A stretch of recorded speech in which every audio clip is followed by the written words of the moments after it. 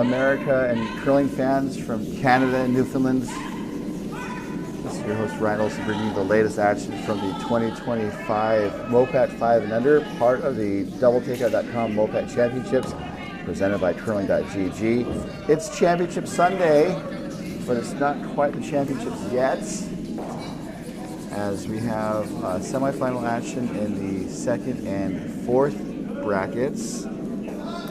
This is I think it's a third bracket semifinal. Had to look at the wall. It is fourth.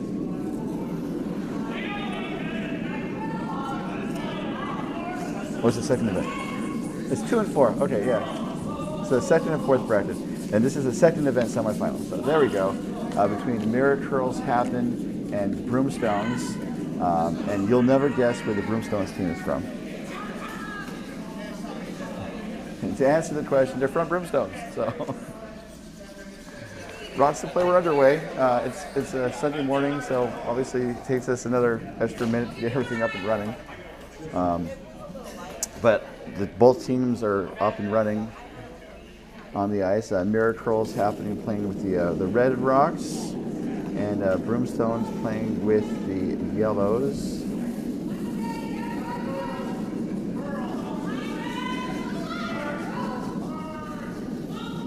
Working to get the scoreboard up because people love scoreboards. Thank you for tuning in. And then it is Championship Sunday, so that means we do have the championship game coming up at 11. And the slate is set for the A bracket, the championship final. It's going to be between Team Control of Coyotes and CurlVegas, and Complete Sheet Show, the defending champions out of Oval Curling of Utah. So we hope you'll stay tuned for this game and the next.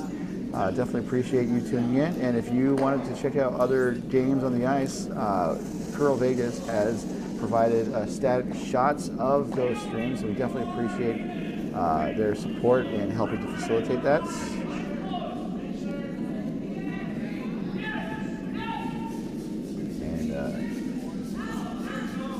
Just looking to see who has hammered this first end. The scoreboard is pretty nice at CurlVegas. It's a digital scoreboard,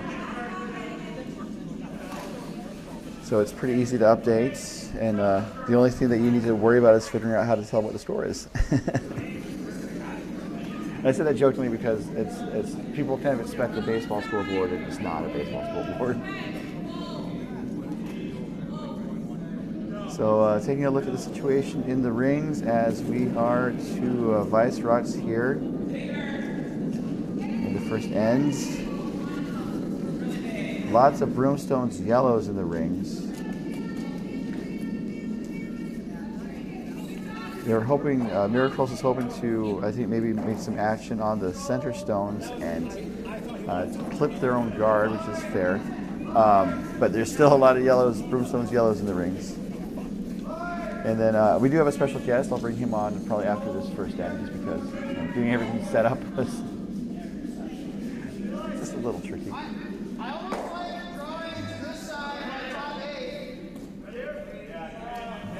And Broomstones is in pretty good shape this first end. It looks like they're sitting 3, especially shot stone appears to be covered by a front stone. It's been a pretty fun tournament so far. Some people are here for the fun, other people are here for the competitiveness of it. 24 teams in the field. We are a national qualifier, so the winner of this event, if they haven't already qualified, will receive a berth to the 5U Nationals. If they have already qualified, then things get dicey. I'll leave it at that for now.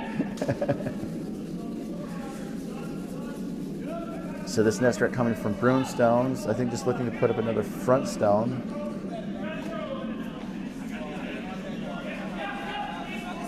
And this is actually pretty good. It's covering the easiest path to the 4 foot. There's a little offsets of the shot stone on the top 4 foot.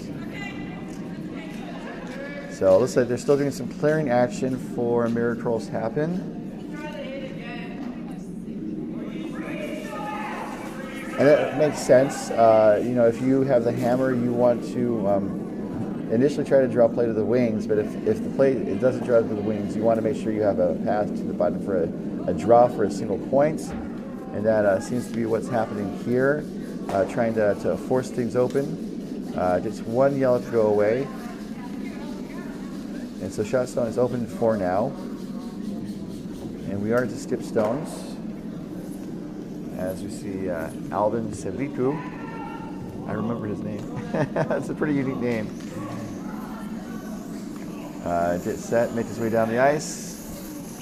They have a really good setup, and then if you don't have the hammer, you want to control the front of the house and the center area in front of the house. And the goal is to kind of force play towards the center. So you can be in a position to steal a point, or if the steal is not likely, you can try to force the opponent to a single point. And that seems to be what's in the offing here as Alvin gets sets.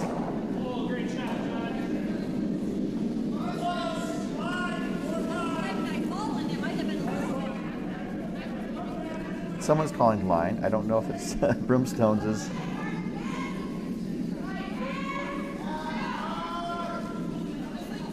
So this is a 4-sheet club. It's opened in the past year or so, and this is over curling slightly, but it's still in a pretty good place.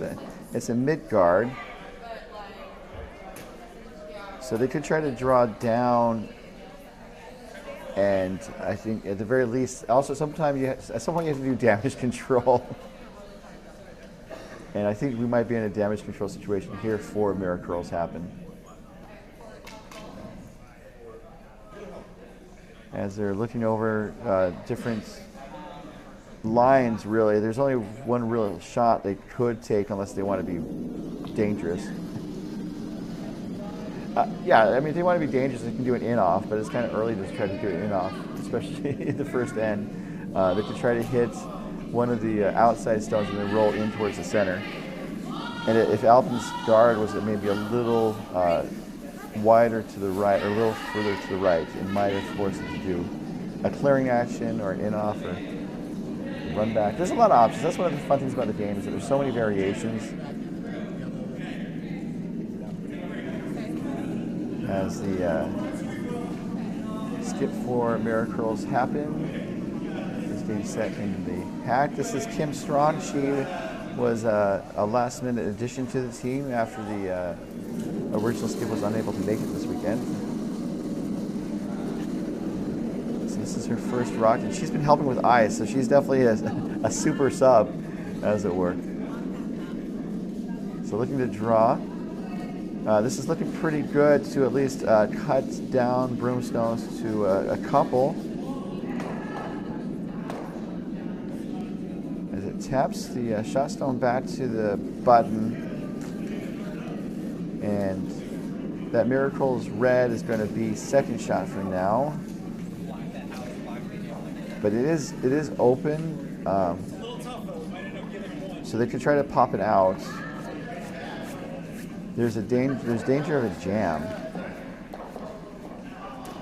So I think that's why they don't want to hit it on the right side from this view, or the outside, unless they manage to curl really well. I mean, it looks like it's about 60% open, but they're also maybe looking to draw and maybe put up a guard, just based on where the vice for Broomstones, Matt Robinette has the broom.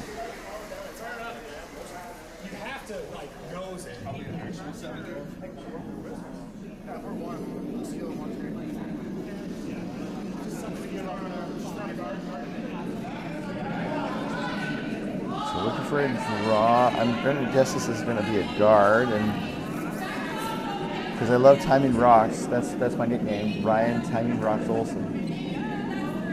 I don't know how I got that nickname. This is the last rock for Alvin without the hammer here in the first end. Sitting one, but there's a lot of yellows in the rings.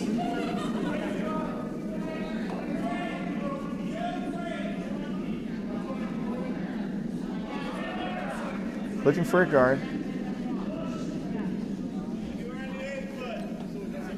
That's about 14-8.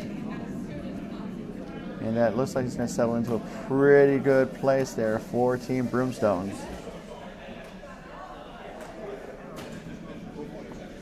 So now the question is, does Miracurls happen? Kingsbury is a member of the Miracurls Happens team.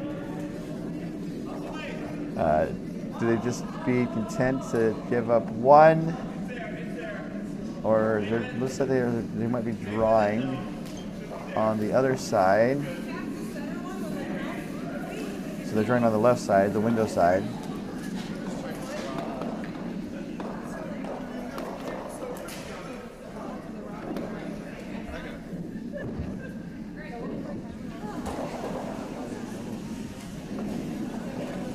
And I'm not sure that a shot is there. Although if they did the in-off, they could have maybe gotten two.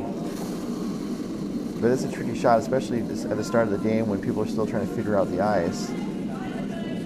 This is the last rock coming from Kim Strawn. Miracles happen. The hammer in the first end.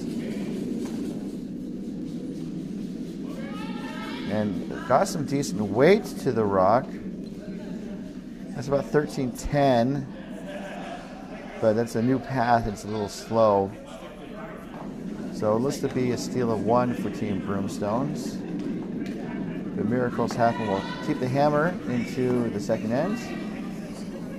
And we'll have that for you in just a moment as we continue with our coverage from the 2022-2025.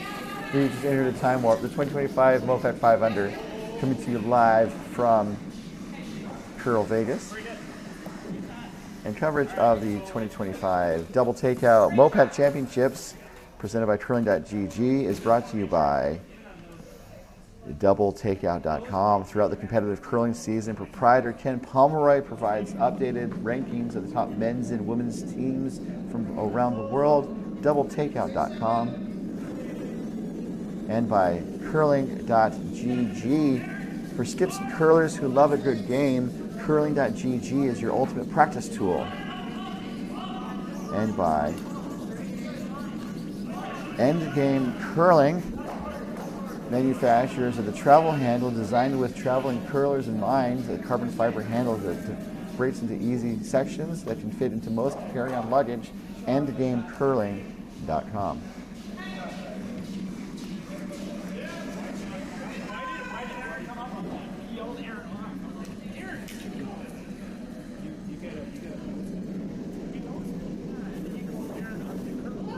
And coverage of this end is being brought to you by DoubleTakeout.com. It's operated by Ken Pomeroy, so if you are into college basketball, you might know him for Ken Pom, the comprehensive college basketball rankings. And I have to say it's been kind of fun this season for Ken Pom, just the rankings, because my university is eligible for March Madness for the first time ever, and they're number one in the conference that they're in. So it's been pretty exciting to see. Because also, I lived in San Diego, so they're higher than San Diego State right now, which is ever so delicious because I went to a UC school. So we're about ready. I'm going to take the pause for about 5 seconds and be right back and bring our guest on. Stay tuned.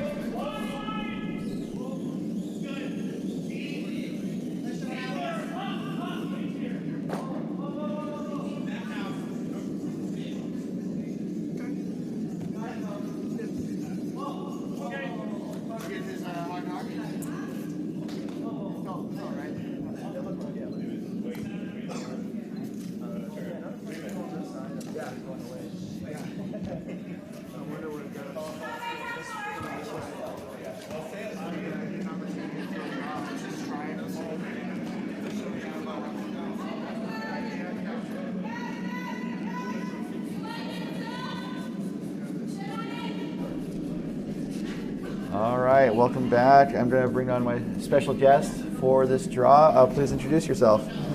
Good morning, sports fans. This is Jeremy Mallerich from Silicon Valley Curling Club. Really happy to be here with you, Ryan. And you're helping one of the teams this weekend, is that right? Yeah, so I coach Team Skip It out of Silicon Valley. they have earned a berth to the 5 and under national championship. They won the USWCA 5 and under in Albany back in December. Oh wow, okay. And were you with the team that weekend? I was not there. Okay. I was watching very carefully on the streams, but they had not enlisted me as a coach just yet. So they qualified and then they brought you on as coach. Correct. I think that was sort of the plan. So on that team, Jacqueline Pitlars and Kathleen Alsmeyer are the back end of that team. They are also on Team ACES, the women's team that plays out of Silicon Valley that I coach. So I had been talking to Jacqueline already. We know each other quite well. And so how do you feel about the fact that 5 and under teams are bringing on coaches these days? I think it just shows how serious people are taking the national championship. It's certainly a different vibe for the 5 and under scene compared to when I was a 5 and under. Mm-hmm. There's pros and cons to that. But I mean, I love the fact that there are players out there that really want to get better and are looking for coaches to help them get to where they want to go. And then speaking of the competitiveness of the events, a lot of teams, I say a lot of teams, we have 24 teams, and like 3 or 4 teams have already qualified for nationals. Is that right? Yeah, that's what I've heard. I think so in addition to Skip It, there's Team Knee out of San Francisco Bay Area. Some of their players also played with Silicon Valley, so we claim them as well. They won the Evergreen 5 and under a few weeks ago. Mm-hmm. And then Team Ewers from OC recently qualified out of the Fairbanks 5 and under. And there may be others that I'm not aware of, but I know of at least those 3. So it sounds like, I think Kunkel may have also qualified. Okay. It sounded like something they have.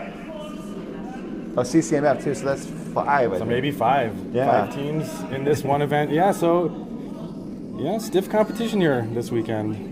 And it's led to a bit of a pickle.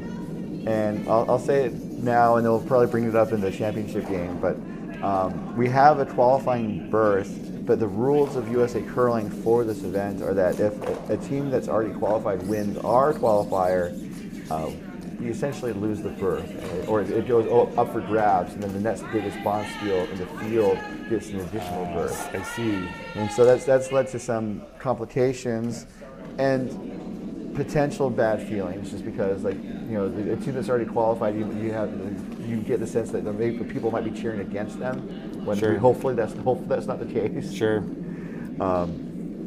So it's kind of a pickle. We've definitely raised our concerns. I'm on the committee for this event, so we've raised our concerns to USA Curling, just to say, hey, we're doing our best to create this event, run this event, and then it's just, the situation happens where if we had a team that previously qualified win. Yeah. But also, I was thinking about the other side. We had 5 teams that already qualified. Right. So, ideally, we'd say, okay, it goes to the runner-up. But, if the runner-up already qualified, then what? Then what do you do? Yeah. These are sort of the growing pains of a new national championship that's being run this way with so many qualification events, and there have been changes, of course, to the counting of who's considered a 5U curler over the years. So it's still getting worked out. It's good that there's a lot of excitement about the national championship, but yes, there can be some contentious feelings about things. So lots of rocks in play already this end. This shot is a bit wide coming from Miracurls happen.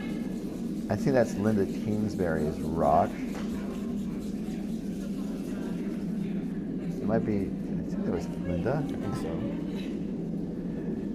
So we'll do our best to make sure we're keeping track of the action. I know some people kind of listen to the car. It's like, I don't know about people watching curling in the car. Please do not watch curling in the car. I thought about it though. The Stotties were on. It's like, I've wanted to watch curling in the car. I realized it was a bad idea.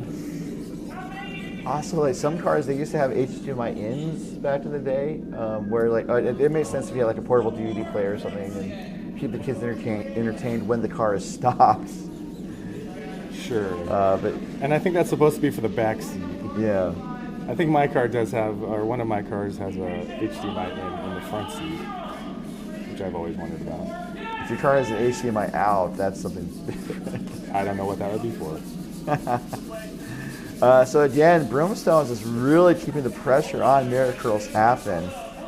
The first end, lots of yellows in and out of the rings. Same situation is developing here. Although the Broomstones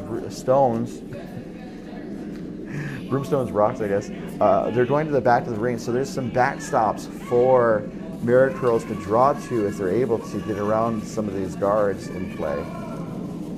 Yeah, Broomstone's definitely putting the pressure on here with, looks like they're counting 3 at the moment. Yet the good news for Miracurls happen is there is still space to draw one in, and if they, as you say, if they do get one in the right spot, it may be difficult to get rid of. Sounds like we had some double takeout on another sheet. You hear the triangle. Not on our sheet, but it's always fun when there's a double takeout, especially here because there might be a beverage at the end of the game if you're still holding on to those balloons. So that hit, I was thinking more of a draw, and it turned into more of a soft way takeout for Miracurls happen. And Skipstone's already, man, it's crazy when you kind of. And is flying by here. And I like to joke that curling is like the 4th fastest sport on ice. And it's definitely the case here. So it looks like Broomstones has opted to just draw here. The redstone is in the open. They could have chosen to sit 3 again, but they're going to draw and possibly get into a better steal position. Gonna time this rock.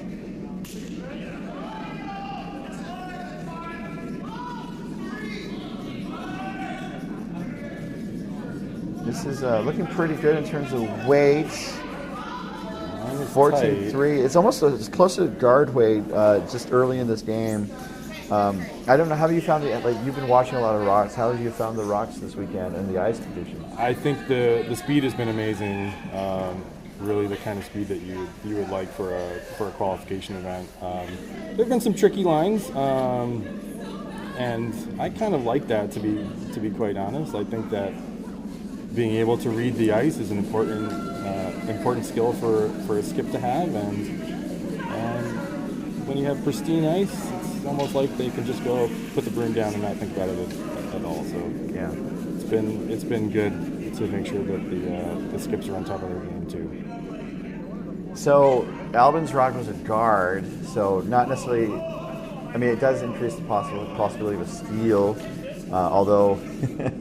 They only have 1 rock left, though, so yeah, they're running out of rocks to get set up for the steal. It looks like Kim is going to be drawing to sit 2 here.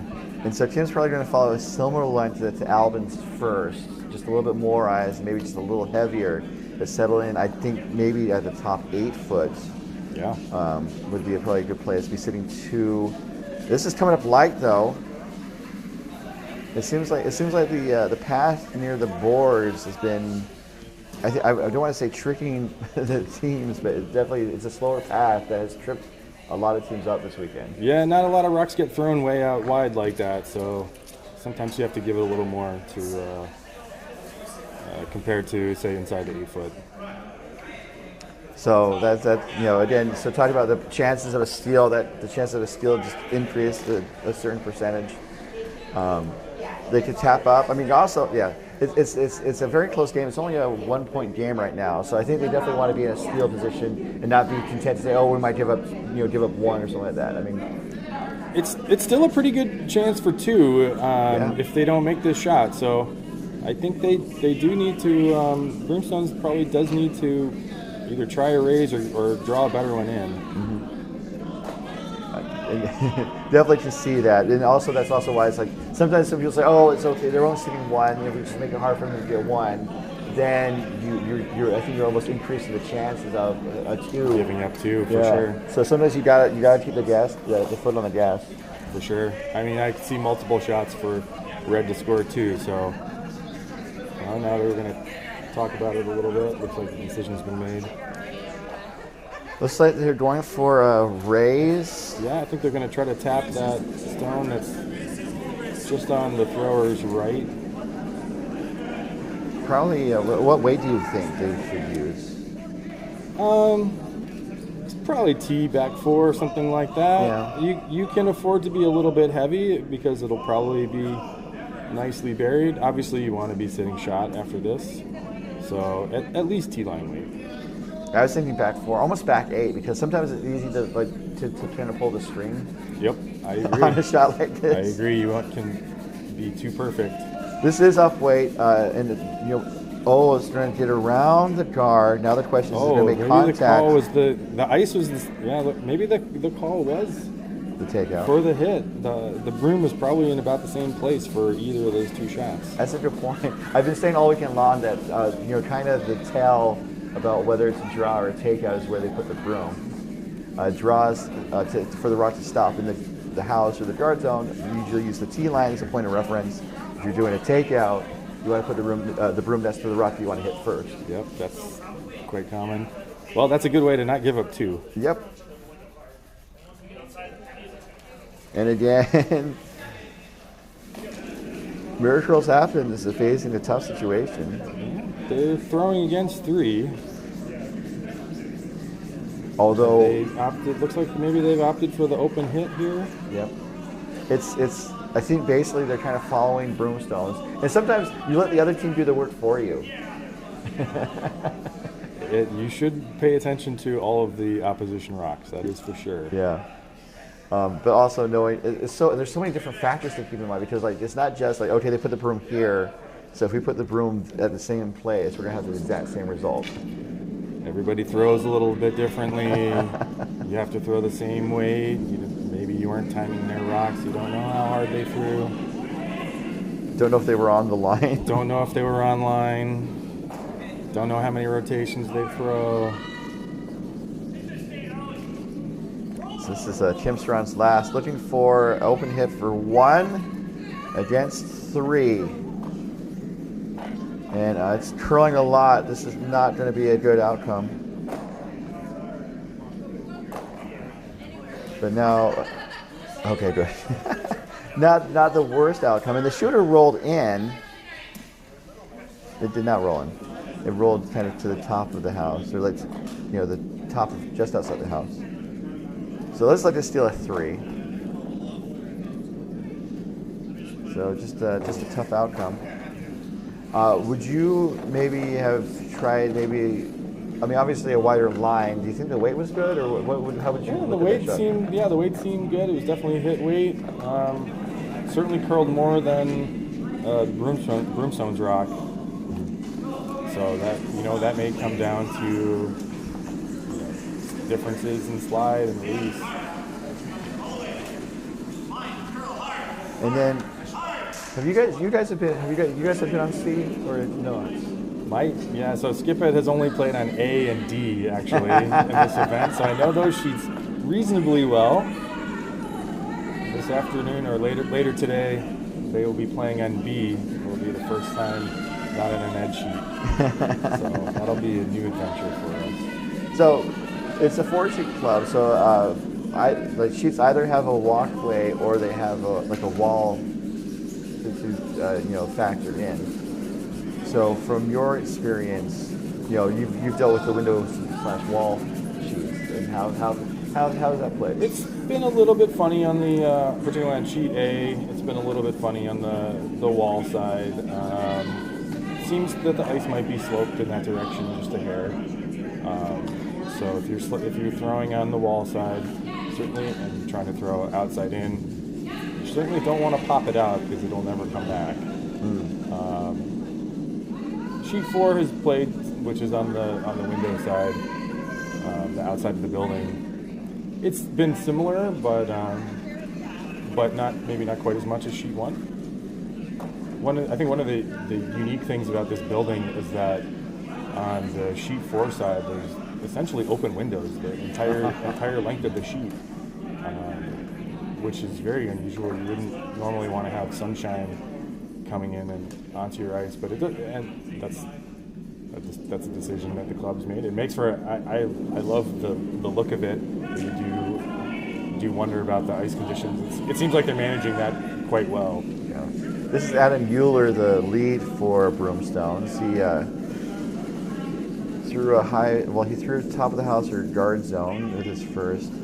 Yeah, the windows are interesting. They're north-facing windows, so they have I think more. That must help a lot. More thermal protection in the summertime when the sun is higher.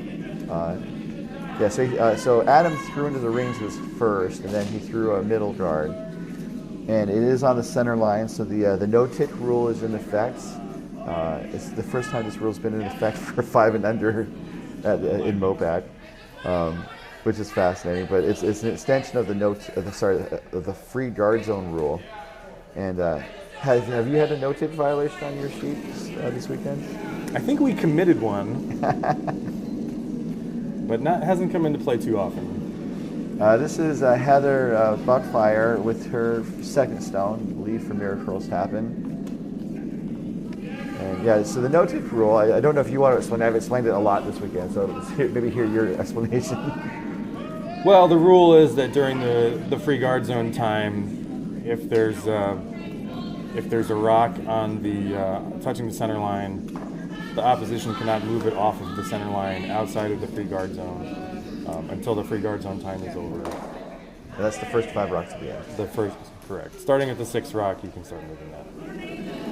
And then if you move it off of the center line, 2 things can happen. It depends on the non-offending team to decide. And that's to either remove the offending stone and replace the guard to where it was, or to leave the rocks as they played out. Correct.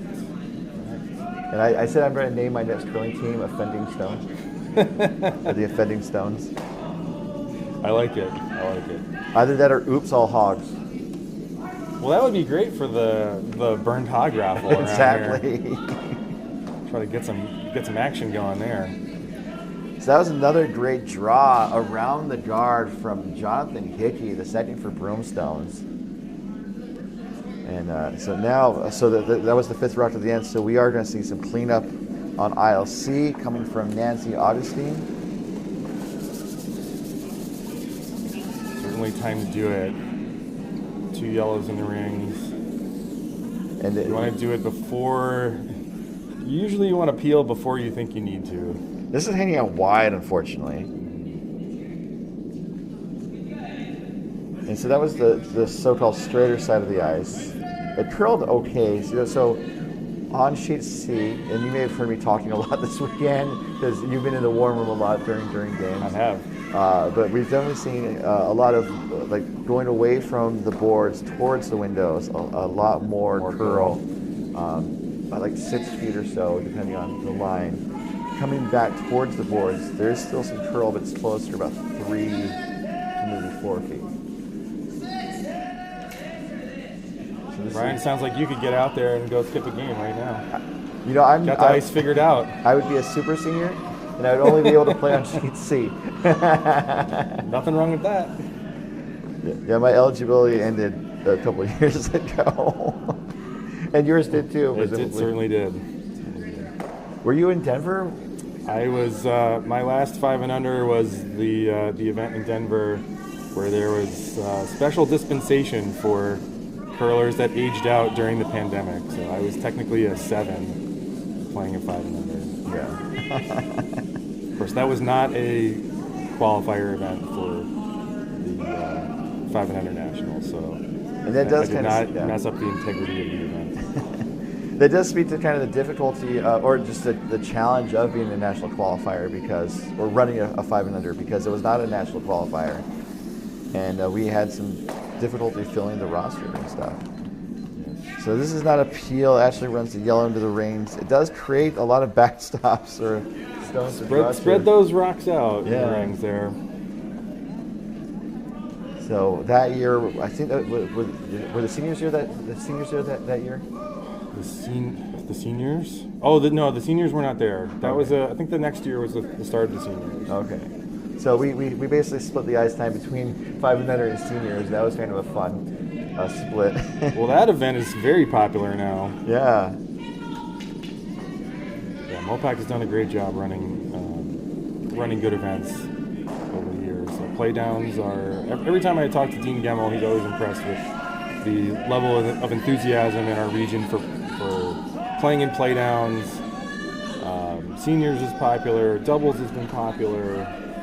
The region really good at putting on good events for our curlers. This is Matt Robinette. So basically after Miracurls happened, kind of moved some of the rocks around. Didn't totally open up the front, and actually kind of put another yellow in the house. But opened things up, moved things around. Broomstones responded by drawing in another yellow, and it just, again, kind of feel the temperature rising in this room. Just how many rocks are in the rings. Yeah, Broomstones has their draw weight down, absolutely. It seems like every end now, Miracurls happen is facing a number of yellows, and got to figure out a way to deal with it. But they're going to try to hit and roll on this one. And sometimes teams have different strategies or different approaches. I mean, maybe you could talk a little bit about, like I was saying throughout the weekend, like this went sideways. I don't know if it picked or, but it went way to the right towards the windows. But just kind of different approaches throughout the game, like because I know there's like a shot strategy, an end strategy, and a game strategy. I don't know how you and your team might approach that. Well, we certainly have a style. I'm not going to say too much about it. Of course. Anybody that, if you watch, you can figure it out. I'll leave it at that. But yeah, every team has to understand like what their players are good at doing. You try to tailor your approach to that. And some skips are more comfortable with a lot of rocks in play. Some skips like to have fewer rocks in play and keep it real clean. Definitely one of the fun things about curling is that you can approach it many different ways. And then also as a coach, USA Curling's kind of increased access to coaches to the ice during games, and it's part of a worldwide trend. Yeah. And we're kind of reflecting that here this weekend, where I don't know if you want to explain, but it sounds like you can go out on the ice at certain times. Yeah. So I don't know where this started, but now they are allowing for coaches to talk to their teams during the mid-end breaks or the between-end breaks. Coaches had always been allowed to talk to their teams at the mid-game break, but now there's this additional time between ends too, and so at this event, coaches are allowed to have a brief conversation with their teams at the home end between the ends. So I've gone out a few times just to say like one or two quick things. Certainly we want to keep the event on time, on pace. We don't want to slow things down. That worked out for Miracurls happen. Yeah, so it's definitely fascinating to see with the coaches. And yeah, so top competitions are timed, and this is not game time. So definitely at a top competition, you have a minute between ends to take a pause officially. And then, if you keep talking, you're basically eating your own time. Correct. Although I think they'd chase you away if the coach is on the ice between ends. Yeah. So for here, it's just definitely kind of you can only do it from the home end, and it has to be very very brief, very brief. Yeah. So that was a great draw for Linda Kingsbury. I think it really kind of just found a way to wedge into that messy yellows. Well, when you're facing 5, getting a rock into play is really important. So now it's only yellow only sitting 2. We'll see if they can find a way to limit the damage even further or get a point on the board. Looks like Albin's going to just close the door. I mean, it seems like they saw that Miracurls found a good draw path, and they're going to take it away.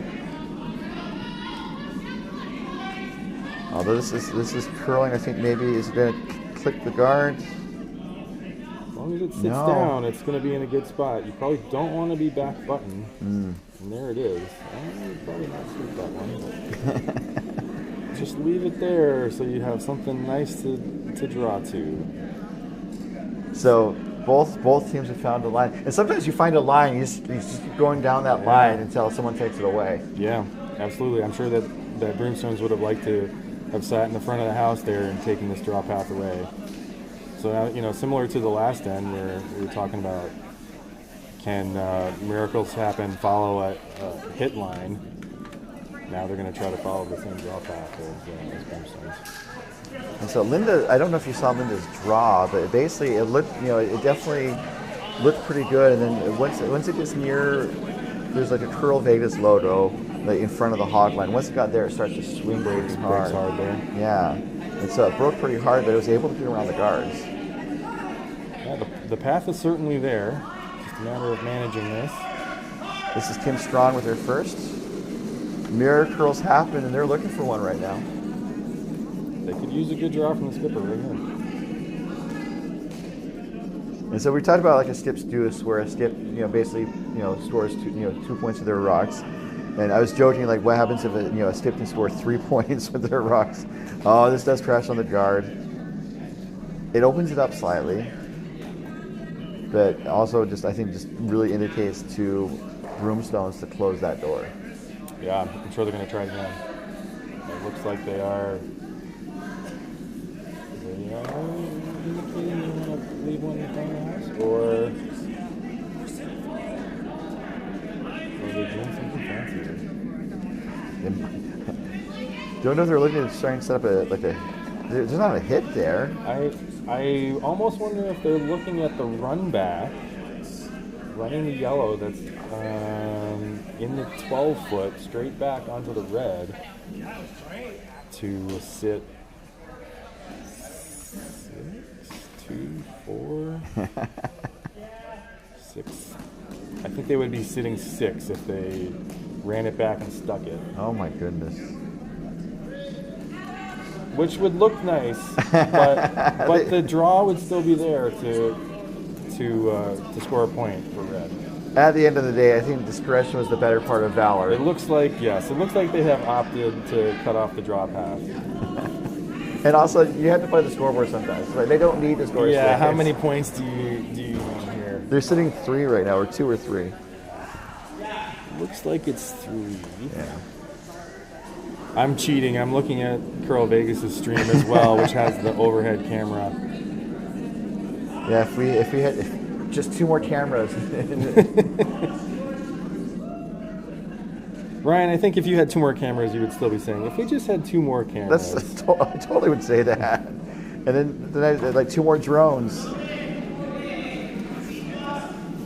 We joked about drones. It would be insane to have drones in this iHouse. I've thought that would be a good way to do the overhead. It's just they're kind of loud, so. Yeah. So they do put one in there, and it's maybe there's 1 rock's width between the 2 yellows at the front of the house. It's going to be a much tougher draw now than it was 30 seconds ago. I was going to say, I don't think the port's really there. Especially from this, like, head-on view that we're seeing. I think it's about 1.3 rocks wide. But just kudos to Broomstones. We did a different format for this event this year. We did bracket play, which, was kind of a reversion to what we did, before 2020. Because we had 32 teams at one point. It was just really hard to get all the games in. We did pool play in recent years, and that's a little bit more forgiving. Bracket play, if you lose, you get bumped down to the second bracket. And so Broomstones was expected to be, I think, one of the more successful teams in this event. And they're still in the second bracket, but they lost the first game, and all of a sudden they're in second bracket and stuff. It's very unforgiving. Yeah.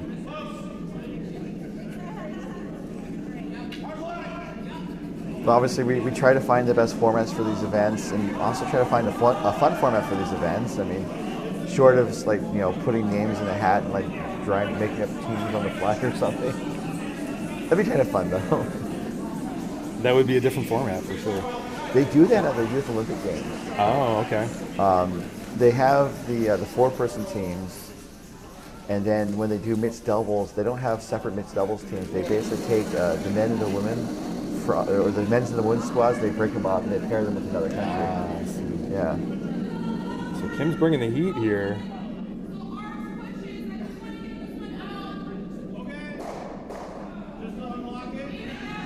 Ooh. They had to do something, but something might be 6 or 7 for Broomstones.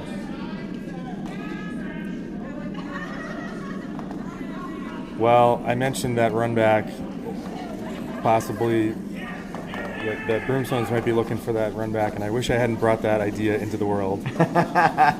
Yeah, we have speakers on the ice that, they asked us to turn it down, but we turned it up just to make sure they knew what we're talking about.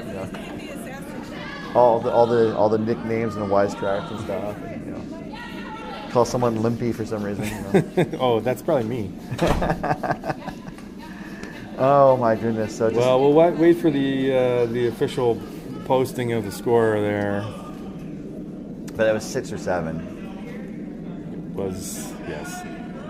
Just an unfortunate turn of events. It was many. But also, that's also kind of the advantages of playing a junk game. You can see some pretty big swings sometimes. Yeah, that's true. And you see the value of having your draw weight down. Yellow has just been loading up the house every end, and eventually it got to a point where there's really no way out of it for red. And also,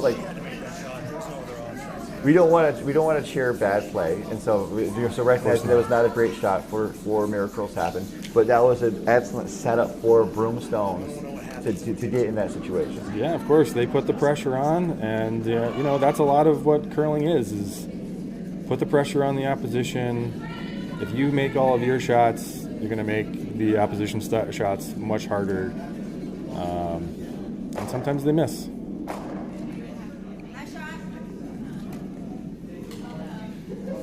So this one's going to slip into the rings, and when you're down a bundle, I don't think you necessarily want to try and drop play into the rings so soon.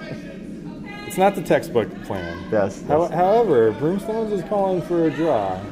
A lot of teams would see red and eliminate immediately. Mm-hmm. Well, especially when you have a lead that you do. They did post the score. We'll find that in a second. But just to let you guys know that this coverage of this end is being brought to you by curling.gg.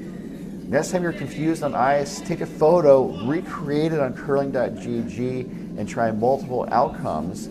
It's the only platform that lets you take a shot, undo, and try again. Curling.gg.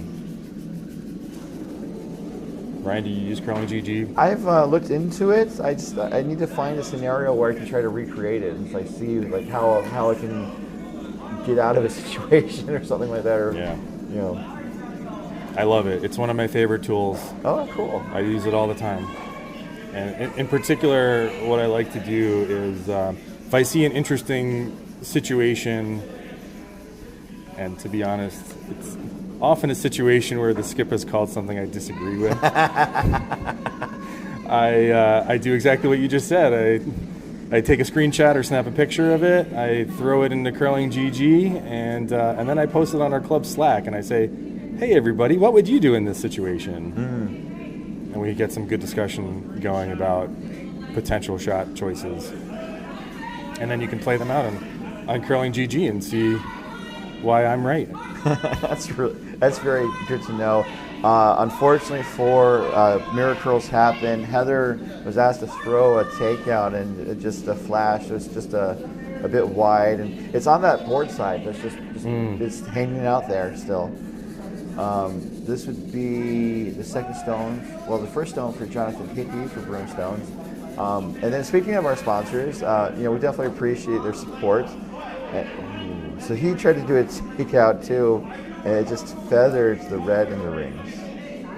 Must have been a hair wide. I think it was going inside out. Or maybe, it may have overcurled. Oh, it overcurled. Yeah. I'm sorry. Yeah, overcurled. Okay. So, regarding our sponsors, it's good to hear that. I mean, first of all, our sponsors love the game. We definitely appreciate their support to help continue to share the game with services like this broadcast service. But also, like, they love the game, and their products showcase that, because you have curling.gg, which is Mikhail's project. Mikhail's out of San Francisco. DoubleTakeout.com is Ken's project. He's out of Oval in Utah. And then we have Endgame Curling.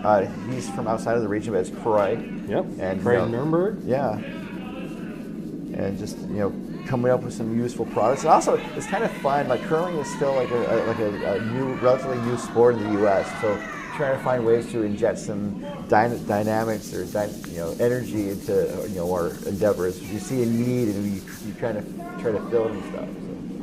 I think, especially with Curling GG and DoubleTakeout.com, you can kind of also see, the way that MoPac curlers think about the game.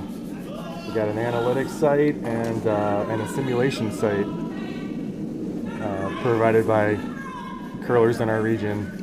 Pretty awesome. So Jonathan's setting bye to the apple was successful. Was able to peel that not shot stone, but the red that was in the rings. And so we're back to yellow really controlling the house. There's a red guard. And so also, like, sometimes, like, in a situation like this, you want to talk over a situation when you're down 10. I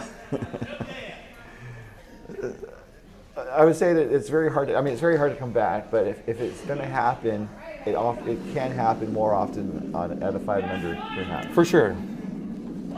So one thing that I tell the teams that I coach, and this is coming from my own experience. I've been in lots of games where I've gotten down big. But if you're going to come back, it always starts. You're going to have hammer. It always starts by scoring 2 points. So score 2 points with hammer. Throw up a couple guards and just try to, put pressure on the opposition. And you may not come back, but you look for small victories. If you can make the opposition think for a while, if you can make shots difficult for them, then you can still, feel good about your game and learn some things from the game. And then I think also, like, taking a breath after a big end. It's kind of important. Kind of gather your wits about you, because sometimes, you're looking at a situation like this, with the scoreboard the way it is. It's like you kind of feel the weight of the world on you and stuff. And well, that's the thing. You're not going to get back 10 points. You can't get back 10 points in the next end. It's mathematically impossible. It's not possible. You can get many, but you cannot get 10. So, again, try to put yourself in a position to score 2, and maybe things work out and you can score a couple more, and can be the start of the comeback. And also, sometimes at a bonspiel or a play down, this is a semifinal, so there's no next game if you're on the wrong side of the scoreboard. But you can try to find things, try to find positive aspects and stuff. Or, like, we're going to work on this, or we're just it's like it's one shot at a time. It's one end at a time, and then hopefully build something up. You may be playing in that same sheet again, so learning about the ice on that sheet for get experience to bring to a future game. That's another thing that you might be able to get out of when you're playing with a big, when you're down big. And that one flashed, unfortunately. Is that Linda's? It's tough, and we're talking about strategies. We're talking about, like, shot strategy and strategy, but it comes down to one shot at a time. Yeah, I've been working with skips in our club quite a bit this year, and one thing I try to emphasize is that no matter what strategy or tactics you decide to go with, games really come down to execution. So whichever team makes more shots is probably going to win. It's very unlikely that a particular strategy is going to cost you the game. Unless it's throw through. Yes, usually you've already been winning if you're throwing through. We're all guards. We're all guards. I mean, in this game you can see that Broomstones, they're making all their draws and putting pressure on. Even they're drawing when they're up big, which is not the textbook approach, but it's enabled them to build a big lead here. Well, the other important thing, and I guess we might see this at this event to a certain extent, is that you want to play your game to work on execution, and not quote unquote play down to a team that is not on the same level and stuff. Absolutely. And so this is obviously, I can't say the level of the teams. I mean, obviously we can kind of see there's a difference right now, but it's just one game. But you want to kind of keep playing your game, especially because if the score holds, Broomstone will be in the second bracket final. Sure. And so obviously something to work on. Sure. And then also, because it's a tournament with a lot of games, there's also a question of like when do you shake hands? It's like some people are here for the experience, so it's like, especially on arena ice, it's like we want to keep playing on dedicated ice. Sure. But it's like the other team is like, we want to take a break, want to like gather ourselves for the next game and stuff. Yes, managing fatigue is another important aspect of a competitive event or any bonspiel. So this is Albin's first rock. We're to Skipstones already. Looks like Red is sitting shots in the back forefoot. Yeah, while we were talking about the importance of execution, miracles happened. Came right around the staggered yellows and the sitting shot. And I think that right side is still fairly open, so they could try that draw again. It's trickier now, the yellow in the way, but the line is probably still there. There's also the side that doesn't curl as much. So they put the broom, I think, kind of where they have it, like the edge of the 8-foot. Maybe it's a little inside. They could get around that center guard. I think so. I think the path is there. So we might have something cooking for Miracurls happen here in this fourth end. And yeah, it's just you got to find the silver lining sometimes. For sure. You were talking about a skips 3. Would you call it a trice? I don't know, but I mean, this is a chance to add 2 more if they can make the draw a couple times. So we have our multi-camera feed here that you're watching. Jeremy has the static cameras on, and so there's a point sometimes if the person going down the ice is like in the like on I guess the inside edge. I think they can maybe try to high five themselves as they go by or something on the cameras. I'd love to see it. I would like maybe just go try to like map it out on like have YouTube on a phone. This is a little wide, unfortunately. Sweep it by so you don't tap in the yellow. Yeah. No damage done. So maybe they'll use that information on the next shot. Maybe adjust the broom, or maybe this one was a little toasty. Maybe Kim will adjust on the next when she has the same shot. But of course, sometimes the other team saw what you tried, and they'll now move to deprive you of that opportunity. Absolutely. That's the game.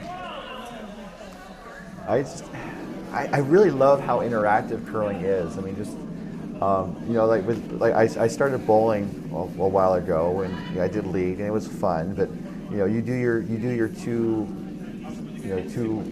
frames, and then you're just basically sitting for 10 minutes while you wait for your turn to come up again.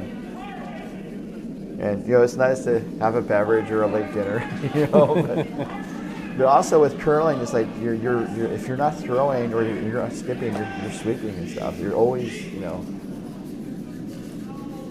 you're always moving up and down the ice. I mean, it's the 4th fastest sport on ice, but you're still always moving. This is looking pretty good from Alvin.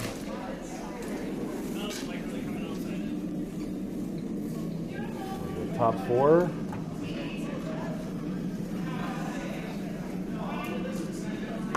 Yeah, hard to tell who shot.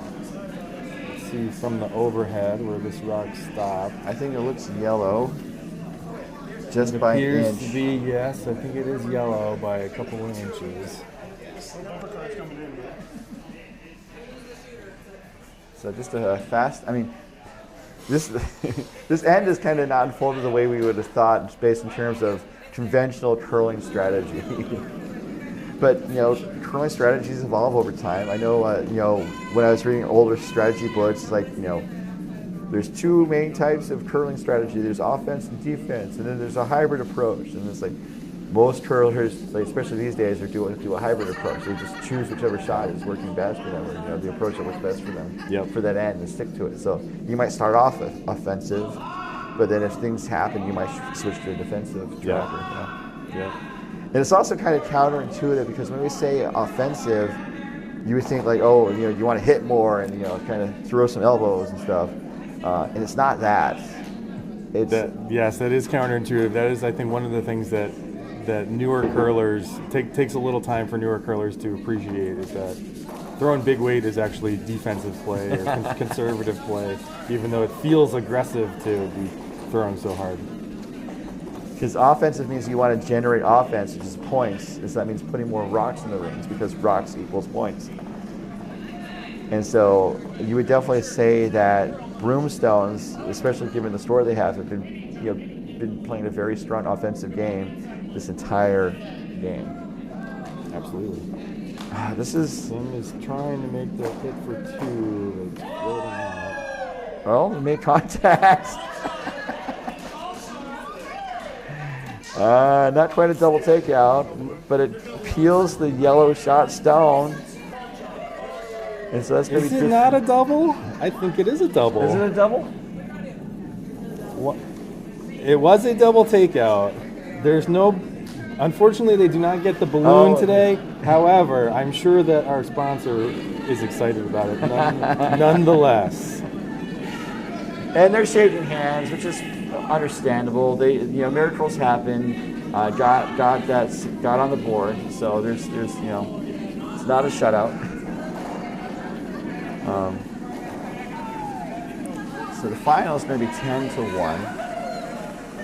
I'm going to load up another game. We can switch to it. I don't know if you want to stick around for that or. Sure thing. Let's take a look around the rings just to see what games are in play. Switch to a more competitive game. A game that's still in progress at the very least. A lot of these games, the rest of the games all look pretty tight. So some good options. Let's see here. So we're in the second bracket, so we can maybe switch to the other second bracket game. Sounds great. Let's see who it is. I'm plugged into so many wires right now. Okay, great, thank you. So, Tuscan Curlers? So it'd be the Sheet A game between Tuscan Curlers and the New Kids on the Rock.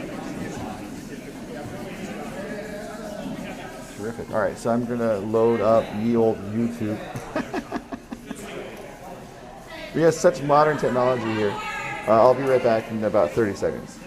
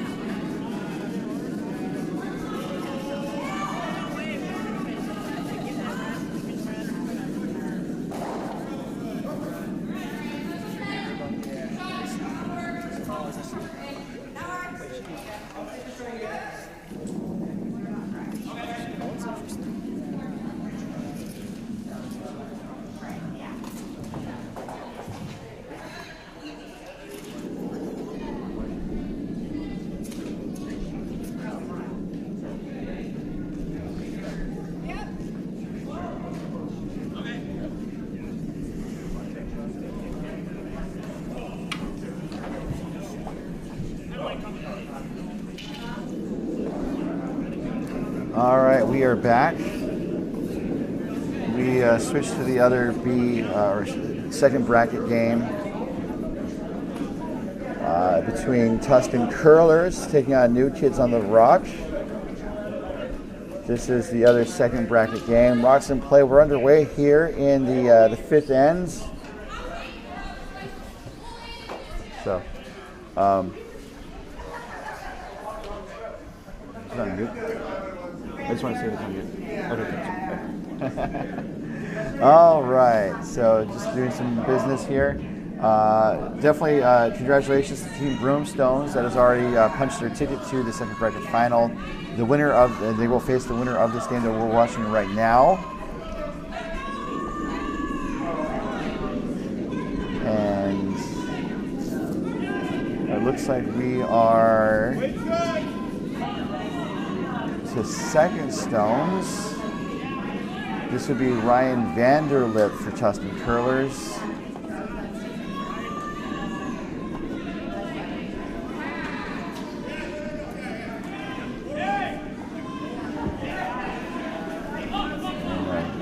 Stone. Looks like Tuscan Curlers are sitting one, and then they were trying to put up a front stone. This is going to go a little. Actually, it looks pretty good. It settles in the top 4 foot. And so we have new kids on the rock. This is a one country squad. Looks like there might be a youngin on the ice. There's actually 2, although you might be confused and think it's only 1. New kids on the rock, that would be Carter Hellman, I believe. So the skip is Tucker Hellman. Carter Hellman is just throwing. I know the Hellman kids very well. I was their first skip. Oh, terrific! And this is a one country and a Silicon Valley. Well the Hellman kids are they play both out of Silicon Valley and San Francisco Bay Area, but they also travel all over the place. So. They might be considered just USA curlers at this point. And they had a junior team this year, right? Yeah, so they've been to they were at U18 Nationals earlier this year. They play with a couple of other kids from the region. I think they actually have one import, which is now allowed. But they've also been playing the U21 circuit as well, even though they're only 13 or so. They're 13? Yeah, they just turned 13. Oh man, I can't buy them a beer at the bar. You cannot. Strongly frowned upon. You absolutely should not. Yeah, that's totally fair. It's kind of interesting. I mean, curling to being a social sport. I think also like when you're younger, you see how much you can get away with, and then when you get older, it's like, why did we do that? Yeah. Oh, we're not doing that. All right, so there's a fun bit of lag in terms of the what's happening on the ice to what gets to YouTube and then what comes down to my streaming setup. So there's probably like live, and then there's probably like 10 to 15 seconds to the YouTube, and then like another 10 to 15 seconds to get to my laptop or my stream. The game is right in front of us, and that is the future. It's always great to like say, "Oh, I think they're gonna make this shot," right? You know, oh. So we are to third stones. This is Rebecca Payshell.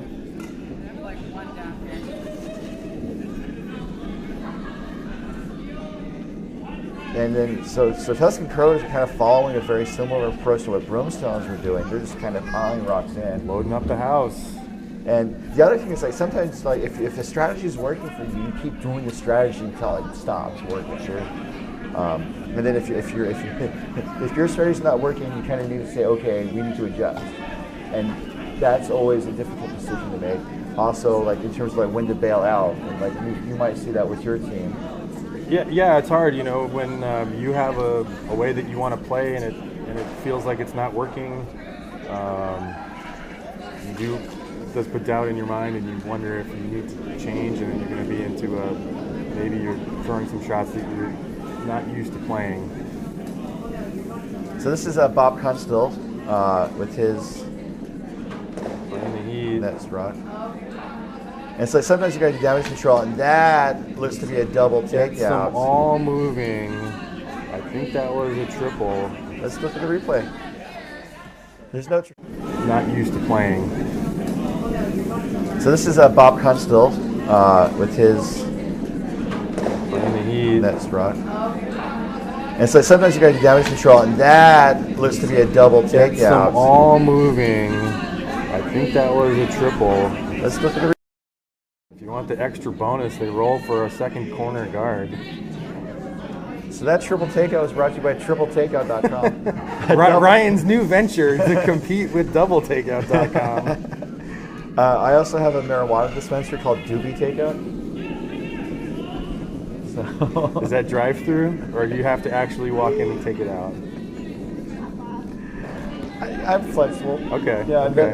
We'll meet with the investors and see what they think. What are the rules about that in Utah? You can't have dispensaries. Everything's medical marijuana. They absolutely do not want anything that looks recreational.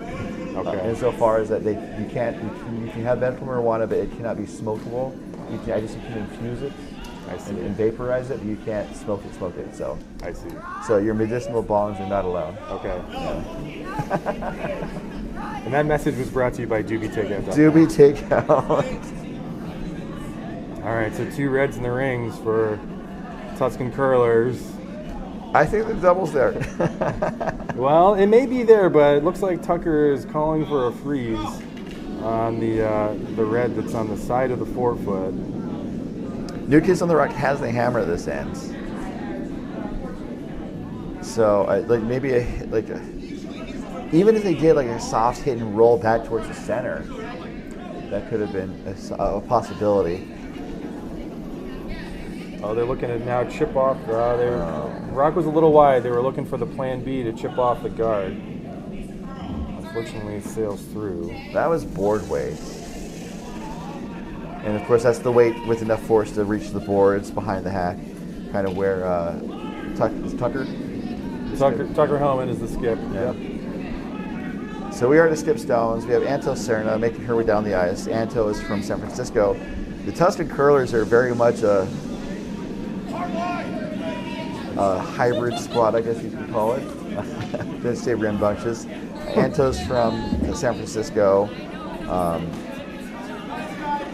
Lone Star Curlers are also in the field. The team is primarily from Lone Star, or at least how it started from Lone Star. Okay. So I think the people wearing the Lone Star sweater are from the Tuscan Curlers sweater are from Lone Star. Got it. And we also have curlers from St. Paul on the team. Oh, nice. I've seen the name Tuscan Curlers on Bonspieler.com many times, but I've never seen them in person. Well, and it's one of those teams where I think the name has kind of grown beyond the initial team. Sure. Because I know like Ben Hoppy, who curls out of the Oval, was part of Tuscan Curlers. So he's aged out. Okay. And so I think there's kind of like a barnstorming Tuscan Curlers. There's like a 500 Tuscan Curlers or something. That's awesome. It's a whole franchise. Oh. Excellent. So. So Anto puts up the guard. I think the takeout's there. Yeah, it's probably 2/3 covering the shot rock. I think the hit is there. Do you still want to try to hit and roll over the red, or just take the center red out? I think they're playing the one the one at the back of the 4-foot, from what I can tell. Oh, wait a second. Based on the hand gesture. Looks like Bob has the indication for the clockwise. The clockwise turn here, which means that they might be playing the one that's tucked under the guard there. It'd be a tricky little double if they make it. Well, in this case, I would even think of like just doing soft weight, just move that red back and then roll on top of the shot red. And it wrecks on the guard, or the yellow that was in the top of the house. They picked off the corner guard. Yeah. So not a bad outcome. Yeah, if they really want to play that double, getting that rock out of the way is going to help. I know Tucker kind of slammed his broom on the ice as he went by. He wasn't happy with the outcome, but there's a silver lining to that shot. So Anto is going to try to cover things up here, make life difficult on Tucker Hellman for his last shot coming up. sitting 2, up 1, without the hammer here in this 5th end of a possible 8 ends of play. Although we will not likely get to 8 ends because they're going to ring the bell. Do they ring the bell on Sunday? Okay, so they will ring the bell this day, but for the championship final, the teams can play the 8 ends. So when they ring the bell at 35 past the hour, teams will be able to finish the end they're playing and then play one more. So it seems like, I mean, they could play 8, but they would have to play this next end super fast and then start the 7th end before the bell. I'm going to let the organizers deal with that. That's totally fine. So Anto draws in, puts another red into the rings, is sitting 3. Okay, so try to draw against 3 here. Tie the game. There is the rock at the back of the forefoot that they can use as backing if it's a little heavy. So this is my first time really. Just want to get the line right here. My first time really seeing a lot of rocks on A.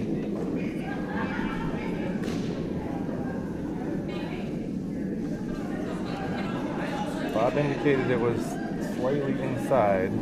So swimming to hold the line, both Peg and Tucker's brother. This is curling now towards the wall. It's not going to get to the house as it crashes on the guard. Weight was, I think, a little up too. It was 13.5 roughly, which is about T. Maybe a little heavier yeah, than T. Probably back house, but again, they had the backing there, so the weight was fine, just a little inside. So that looks to be a steal of 3 for the Tuscan Curlers. Still lots of game. While they're about to start this next stand, I just want to let you all know about what's happening on the other sheets. As part of our commitment to showing or letting you guys know what's happening. That's what broadcasters do, right? This is a second bracket semifinal between Tuscan Curlers. They're up 7-3 over New Kids on the Rock. Tuscan Curlers, as we mentioned before, hail from San Francisco, Lone Star, and St. Paul. The New Kids are from Silicon Valley and Wine Country. On sheet B, we have a 4th bracket semifinal. They were tied between CCMF of Lone Star and Escape Artists of OC Curling, but it looks like CCMF just put up a deuce in the 5th end to go up 5-3. Sheet C was our feature game, a semifinal in the second bracket between Broomstones of Broomstones, winning 10-1 over Miracurls Happen of Wine Country and CurlVegas. And then on sheet D, the other 4th bracket semifinal, we have Broomstacking Badgers of Milwaukee up 4-2 against Team Tanner from Oval Curling of Utah. So all those scores are available at Bonspieler, as well as links to the game that already finished. I'm going to add links to the games in progress right now while we keep talking about this game. Sorry. So rocks and play, yeah. Rocks and play as we go to the 6th end here. We got a off-center guard for, or a little biter for red, and Kids on the Rock are trying to draw the wing. They are half on the rings, so currently shot rock.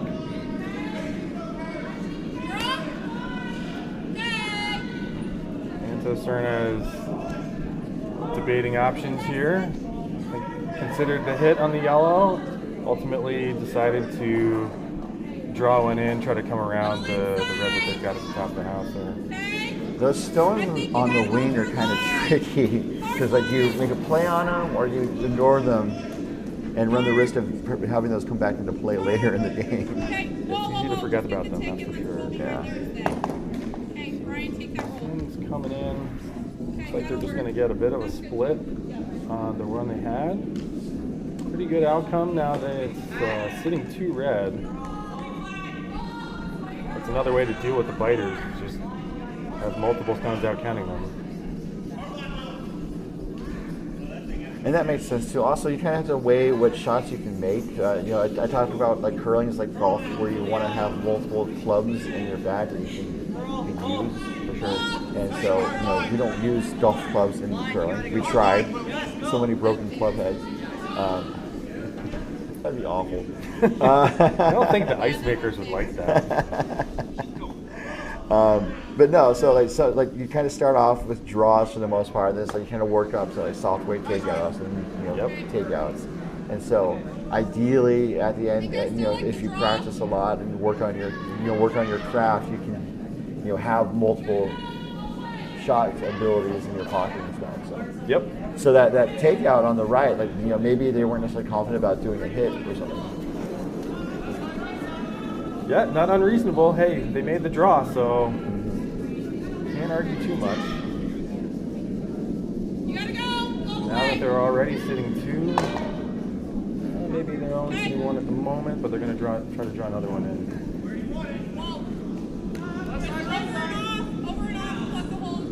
This is the second bracket semifinal. The winner of this game will go on to face Broomstones in the second bracket final, coming up at 11 a.m. Pacific time. We will be broadcasting the championship final between Team Kunkel, Coyotes, and CurlVegas, going against the defending champions, Complete Sheet Show of Oval Curling. That name, man. You got to be careful with that one. Oh, man. So Carter Hellman being asked to play the hit and stick or hit and little roll over to the wing. Makes it quite nicely. Looks like it probably is yellow sitting 2 at the moment. So now Tuscan curlers are again debating, do we hit or we draw? And this time they're going to take on the hit.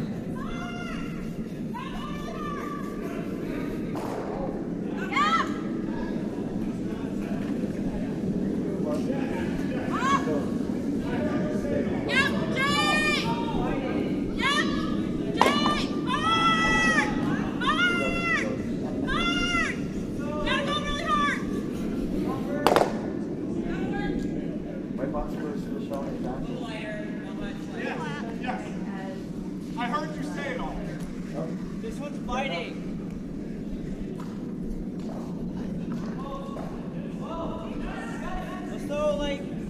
So This is a tricky situation. So Tucker Hellman's looking to, he's looking to score multiple points here. He's got one fully in the 12 foot. He's got a biter that's being out counted by this red one. yes. So he's going to try to take this out and sit 3. Probably going to need to roll one way or the other. Yes. I said it's tricky in part because you might be sitting in 1 or 2 stones, but you're sitting way towards the edge of the rings, and so people can start drawing play towards. There's a whole lot of house to still in play. Yep. So it might have been a little bit down weight. They do push the red to the back of the house. The shooter stays on the ring. So right now, it's a lonely red in there. 3 yellows at the top of the house, out wide. 1 red stone all by itself in the back of the house, wide in the open. So Tuscan curlers do need to be a bit careful here.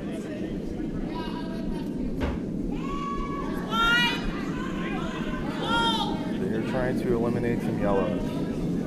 Yeah, it's got a curl. Come on, Jay. Certainly the textbook call when you're up on 4. The tricky part, though, is that you might run the risk of spilling those yellows further into the ring. Certainly. And it's sort of seems what happens there, yeah. Well, they eliminated 1. They pushed the other yellow closer to the edge of the 8 foot, it looks like, right? It's not a bad, no, don't get me wrong, it's not a bad outcome. It's just kind of... I think the job 1 was to eliminate a yellow, which they accomplished. Yep. It's they're not out of dodge yet. Tucker Hellman's looking at possibly hitting the one in the back. Looking at some other options too. If they play the one in the back, they would sit 3. Still talking it over though. my control.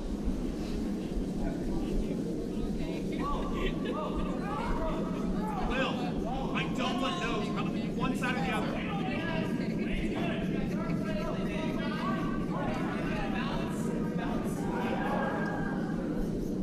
So this is Bob Kunstl. He's brought the heat before. Do you think he's going to bring the heat this time? Yeah, I think it's not quite as much heat, but it is certainly hit weight. Looks like control weight to me. Starter helmet sweeping for Curl. It looks on the guard. Sweeps it off the guard. They hit. Oh, look at this shot. Wow. Well managed stone from the new kids on the rock. I want to see a replay of that. Looks like control weight to me. Starter helmet sweeping for Curl. It looks on the guard. Sweeps it off the guard. They hit. Oh, look at this shot. Wow. Got a little bit of roll too. Yeah, rolled it. Not it's in the open, but it is on the wall side of the sheet, which can be tricky. Antha Serna did look at the hit on that one. Looks like she's opted for a different call. I believe she's trying to draw. So talk about whether to be offensive or defensive in your game strategy. Draw would be a little offensive. Yes, this is certainly the more aggressive of the options. That rock Just touches the guard. Now they do get a little bit of a bonus in that it spills onto the rock that was just on the rings and pushes them in for a shot rock. So it's not a bad constellation.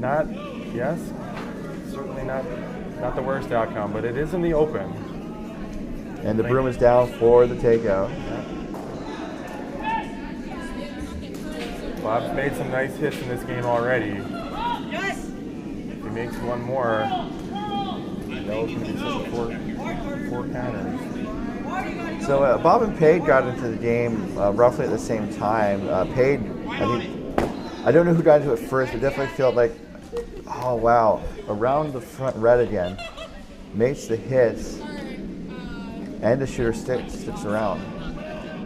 So here we are with Yellow sitting 4, down by 4.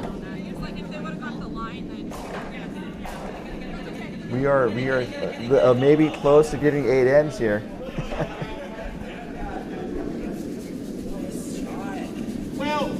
So again, they'll ring the bell at about 35 minutes past the hour, and then teams will finish the end they're playing and then start another end if they wish.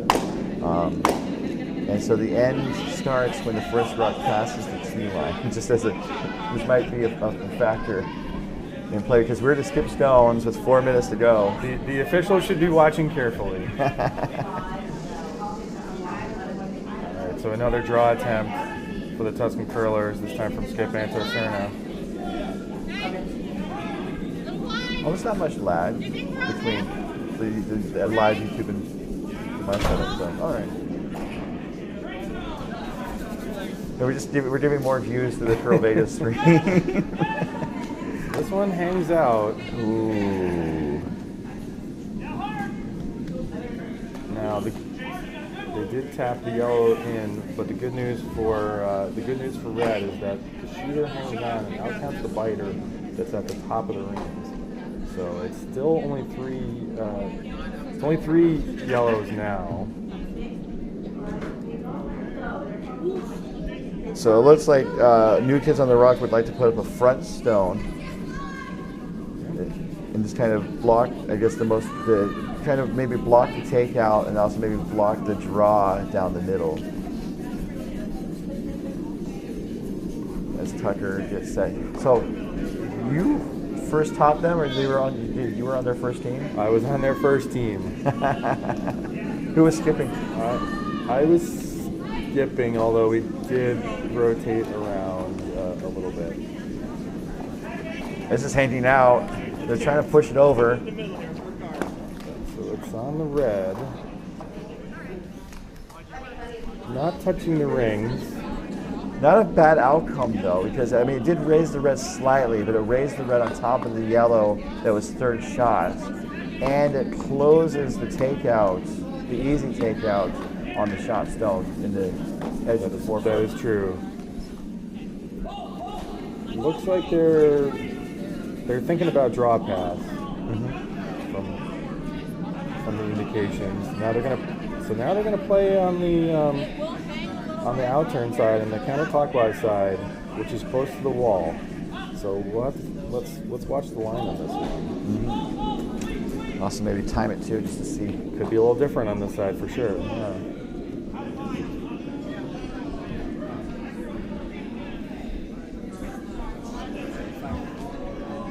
I was making musical references, like from the window to the wall. So we're going from the wall toward the windows. And Antos Serna talking things over with her front ends.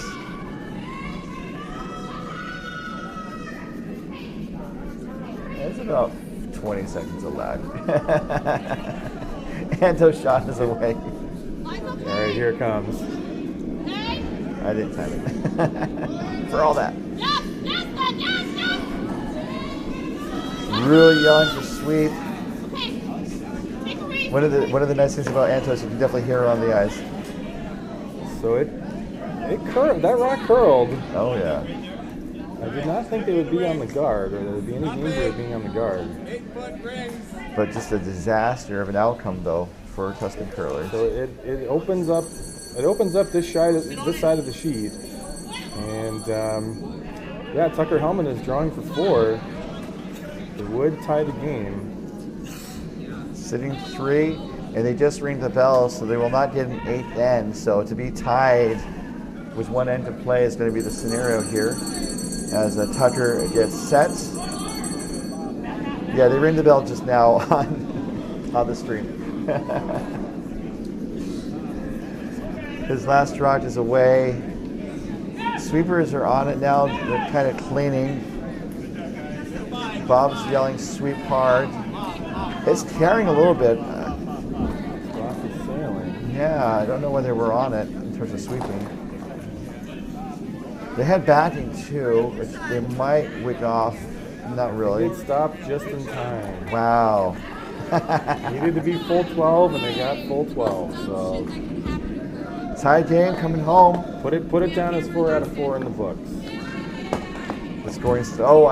Every so often I try to explain how they get the percentages, because they never explain on a curling broadcast where the percentages come from. I think because it would take the entire broadcast to describe it. It's just basically you score each shot. They add up the shots and divide it. You know, it's math. I mean, yeah, every shot is scored 1 out of 4. And then they or 0 out of 4. Sorry, yes, 0 out of 4. There's too many zeros, unfortunately. And then they derive a percentage from that. But what counts as a 0 and what counts as a 4, that would take the entire broadcast. Oh sure. I mean, one of the easier ways to look at it is that, like, if you make the shot absolutely perfect, it's a 4. As called. If you have a slight miss, but it's still a good outcome, it's a 2 or a 3. If you have a bigger miss, but it's not the end of the world, it's a 1. And if it's a complete whiff where you make the situation worse, it's a 0. It's easy. I mean, it took less than 2 minutes. I mean, there we go. Yeah. USA Curling, get on it. Well, I mean, also the curling broadcast, like especially when Tyler George, tell us about it.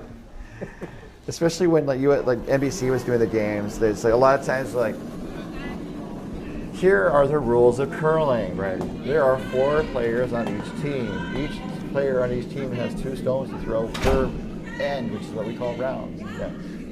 I mean, we're a little beyond that, but I do understand there's newer viewers all the time, and they do appreciate some of these explanations. So. For sure. I think, I totally agree that when I was new to watching curling, I did not know what those percentages meant at all. Yeah. And they never explain it. They don't say anything. They seem to come out of nowhere. So this is going to be the last end. So yellow, new kids on the rock throwing yellow are going to need to steal if they want to win. And of course, Tuscan curlers have the last rock advantage, hoping to keep things relatively open so that they can score their single point. Draw for the win. For the win and move on to the final later on. So this is Paige Anderson with your second stone. And what'd you go to the hockey game last night? The Golden Knights game? Yeah. Do you know how the game turned out? I don't know. The Knights won? Apparently the Golden Knights won. I don't know if that made the visitors happy or not. They were playing the Canucks, I believe. Okay. Yeah. So it was a Hockey Night in Canada game, I would think. You know, the late game with the doubleheader. Yeah. So Peg draws top 4. Oh, it's a 3-1 game, so pretty exciting. Serna is lining up the head. And so this would be defensive strategy. Yeah, I think that if you're the Hammer team, especially in this situation where Yellow needs to steal, you can't allow Yellow to have a rock in the top of the 4-foot. This is Jay Putnam. Rod is curling okay. I think it's going to clip the shot stone. Good shot. Shooter rolls to the wing. Hangs onto the edge of the 12-foot. Okay, so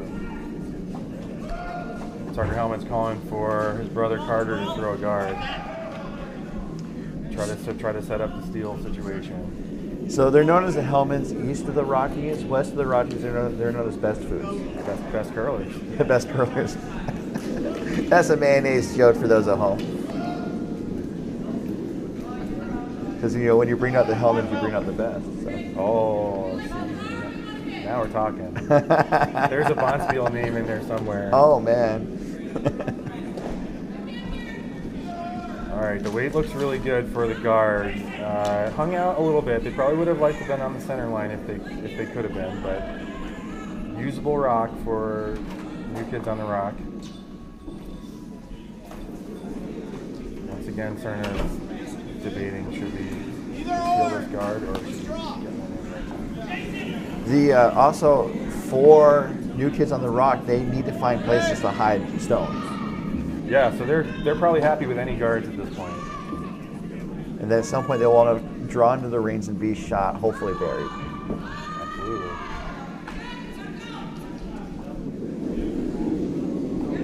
That Anto ultimately decided on the draw here. Ryan Vanderlip with his first. Sweepers jump on the rock. I think for line or actually for weight. They're both going on it. They're both going at it. Weight looks close. And it does that heavy swing right. There's a USA curling logo, that round object on the ice. It really swung hard right about there. Okay, so there's shot rock in the 8-foot, half under. Tucker Hellman's looking for where are we going to hide this next rock, and Carter Hellman is going to throw it. That red is pretty high up in the house, so they could draw around it and sit like back 4 foot. Yep. That could be something. Yeah, it's tough to get around a rock in the 8-foot. Yeah. If they can get there, though, it would be a great spot. All right, coming down the sheet, let's see where it ends up. This is not going to curl a lot. Well, the weight's okay, it looks like. Ooh, look at that finish. Now the question is, where does it stop? What do I know? Look at these guys get one half under the rock in the 8-foot. Just behind the button. Currently sitting shot. So It's exposed. it is in the open. But Red's got to make a good shot here. Otherwise, Yellow's going to guard that shot up and probably guard for their lives the rest of the way. Yeah, game on. Looks like they're going to try to push it out of the 4-foot at least. One thing to look for, and maybe you would care to expand upon, is like when you're skipping or watching rocks travel down the ice, you want to look to see where the rocks kind of break in terms of their path, and that's when they really start to curl hard. Yeah, that's one of the things that the skips really need to pick up on, early in the game.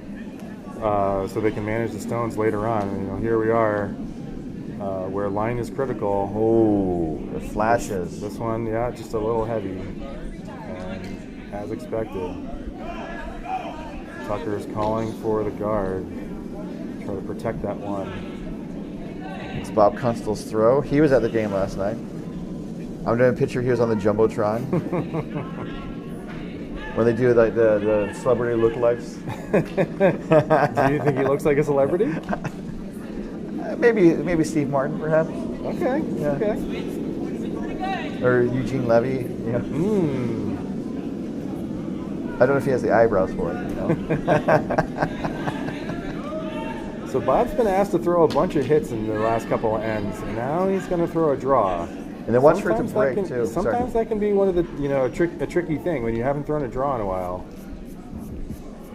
Although this one looks like he has it down, and that's pretty much exactly where Tucker Hellman wanted that stone to end up.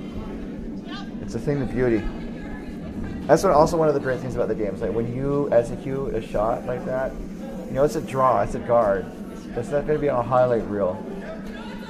But, it's exactly the shot that they need at this time. For sure. And, it might not be on the highlight reel, but the team definitely appreciates it. The skip appreciates it, for sure. Because, it's not on the highlight reel necessarily, but it's the outcome that the team wants as such.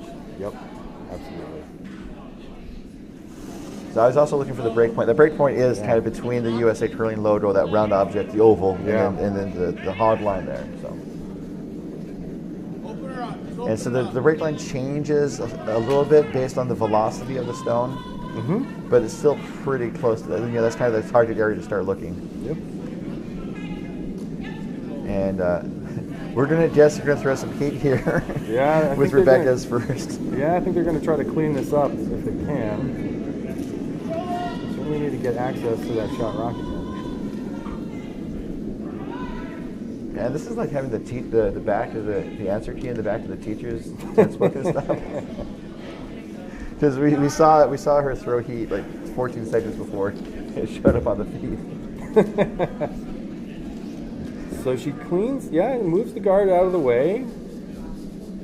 There's quite a bit more space. That shot rock is fully open at the moment. So looking to replace the guard. And that guard path is still there, the path to the guard position. So basically, if Bob throws the same shot, hope for a similar outcome.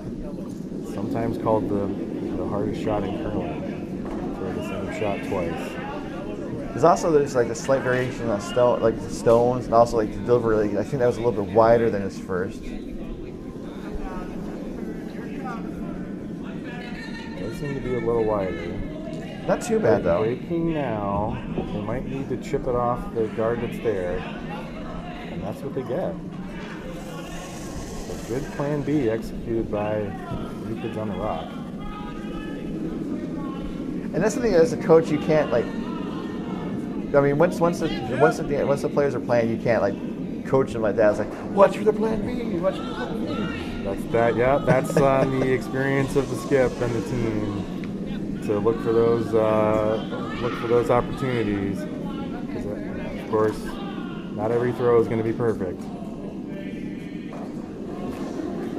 You don't necessarily need to always have a plan B, but you should be thinking about plan Bs.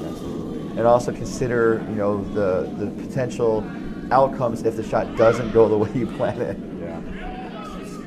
Because, you can say, oh, I'm going to go for a hit, but if you miss the hit and you end up giving 8, that's probably not the call. Oh, made some contact there. They tried to peel, I think. They hit the corner guard, and the situation is pretty similar.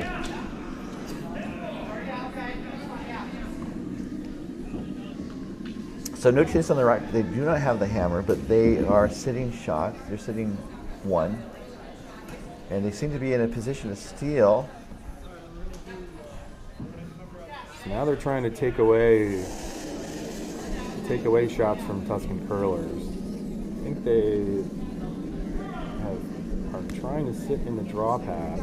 So right now, Tuscan Curlers do have a draw to the button on that counterclockwise side.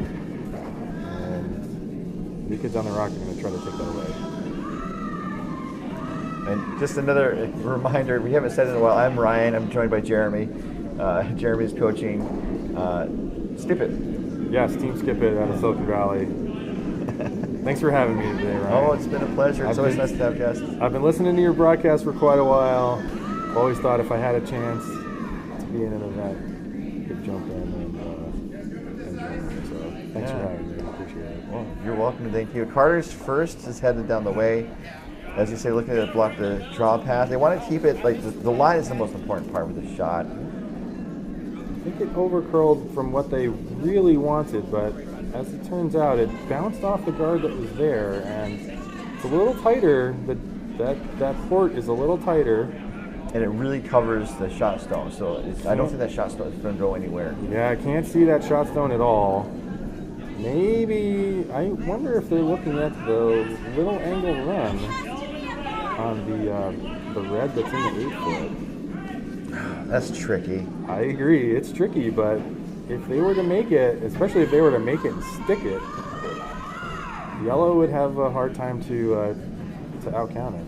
My thought, and of course, obviously, we're seeing the ice from a different angle than the players are. We're not on the ice. They might see stuff differently, but I think if they go down the middle, hit like almost the center inside of the left yellow, pop the yellow back, and then make sure at the very least try to open up the middle. Sure. And then if you get lucky and like kind of wick the shot stone. Sure. And then you have an opening to because you need to be able to draw here. And right now the draw path is incredibly narrow. Yeah, it's tough. It's definitely going to be tough. So they're going to try this little angle run. And off. I think they're just trying to run this red that's in the 8-foot onto the shot rock. Oh gosh, okay. So probably hit half of the red, and we'll go on the shot stone. Now, Pack weight?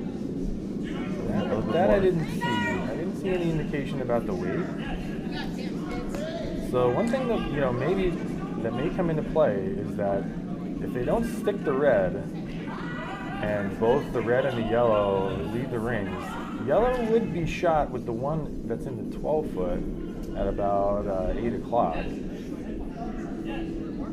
So a little bit of a saver for yellow. But the scoring is much bigger. But then also, the draw paths to the button are still super narrow. But hard, yes, but possibly hard to outcount. Yeah. Possibly hard to outcount it with the draw. And also, New Kids on the Rock are controlling the front of the house. So there's not going to be an easy way for Anto and Tuscan Curlers to raise a rock into the ring. Correct. Yes. Certainly, New Kids on the Rock have done a good job of controlling the center of the sheet. Which is exactly what you need to do if you're trying to steal. This is Anto Cerna's first with the hammer. Tie away. game. Needing to score 1 to win. New Kids on the Rock sitting 1, needing to steal 1 for the win.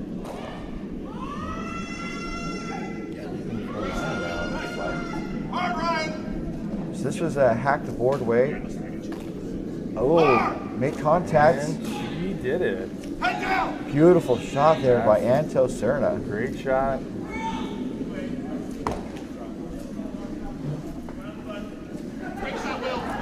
And so yeah, you don't need a missile a lot of times for these types of shots. That was very smart to know that you only need to, if you keep the raised rock, you don't need to move that yellow too far.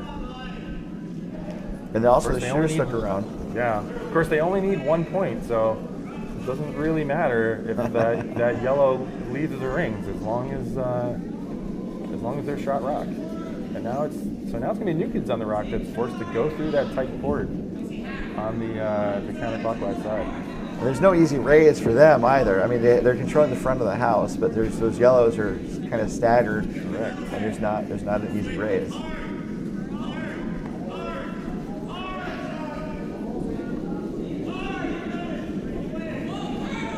Last rock for Tucker.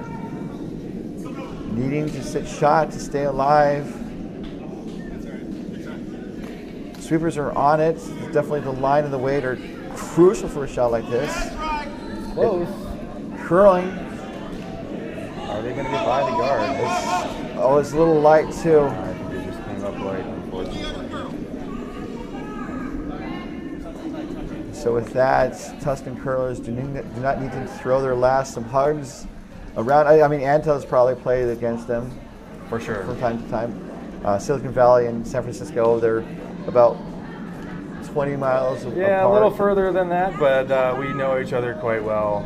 About 2 hours by car? No. Depending on the day, depending on the time of day, it might be. You guys curl out of Shark Size, right? Yeah, so Silicon Valley plays at two of the Shark Size facilities, one in San Jose and one in Fremont, California. And then the SFACC facility in Oakland is probably about 40 miles from San Jose. So yes, we all know each other very well from playing at each other's facilities, practicing together, and putting teams together. Certainly, So make the final, Tuscan Curlers 8-7 over New Kids on the Rock. Tuscan Curlers will get back on the ice in just over half an hour for the second bracket championship, against Broomstones Curling of, Broomstones of Broomstones Curling. that makes it easy. I know. Thank you so much, Jeremy, for joining us. Thanks again, Ryan, for having me. Of course. And then I want to, again, do some thanks to our sponsors. Thank you again to our sponsors for the support. Just returning to the scoreboard of our feature game, the Broomstones did defeat Miracurls Happen 10-1. But the coverage of the 2025 DoubleTakeout.com MoPac Championships presented by Curling.gg are brought to you by, you're going to know who they are, DoubleTakeout.com, offering updated rankings of the top men's and women's teams from around the world, DoubleTakeout.com, and by Curling.gg. For skips and curlers who love a good game, Curling.gg is your ultimate practice tool. And by Endgame Curling. Elevate your game. Unlock the next edge with Endgame's leading edge curling and brooms and accessories. Endgamecurling.com. Let's take one last look around the rings, as it were. I mean, we'll have video footage of the games, but the fourth bracket semifinals are still in progress. Close games all around. So it was a pretty fun contest this morning. Good wake up. So going over the second bracket semifinals again, Tuscan Curlers, you just watched, broke a tie with a single point in the eighth end to win 8-7, or the seventh end, seventh end. On the second, the other second bracket semifinal was Broomstones winning 10-1 over Miracurls Happen. The other games in progress are the sheet B, the fourth bracket semifinal between CCMF and Lone Star. CCMF of Lone Star. They're up 7-4 over Escape Artists of Orange County Curling. And then on sheet D, the other fourth bracket semifinal, Broomstacking Badgers of Milwaukee are up 7-6 over Team Tanner. That game just ended. Oh no, yes. That game just ended, and it looks like Badgers stole the last end, or they converted the hammer. Team Tanner got a 4 spot in the sixth end to make the game close. So we're going to sign off now. Thank you again to Jeremy from Skip It in Silicon Valley for being on the broadcast. I always like to joke that I like to be Vic and I need someone else to be like Russ or Cheryl or Jen now or Courtney. That's That's who the color commentator is. Or yeah, Joanne Courtney. Unless you want to be, who's the other woman? I'll remember her name later. But it's been fun. Thank you so much. And then on behalf of all of us here at MoPac, CurlVegas, and with deep thanks to our sponsors, DoubleTakeout.com, Curling.gg, and Endgame Curling. This is your host, Ryan Olson, saying good morning, good curling, and we hope to see you at 11 a.m.